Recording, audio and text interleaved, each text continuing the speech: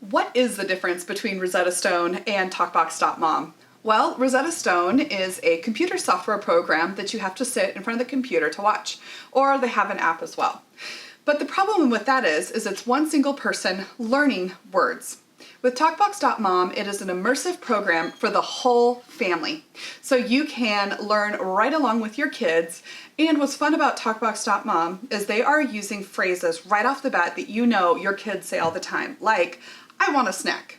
Sometimes with the more professional programs like Rosetta Stone, they like to pull out more business, professional talk for the adults who are trying to do business abroad.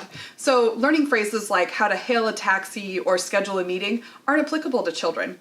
So that's why I personally enjoy TalkBox.Mom, because the phrases we're learning right away are things that kids I know will enjoy and they'll feel victory in because they're using these phrases every single day. I enjoy as well that they aren't on the computer learning something, but they're actually doing something tactile with their hands, whether it's learning how to throw a ball or to make a sandwich. So those are the main differences between TalkBox.Mom and Rosetta Stone. If you'd like more information, click the link below.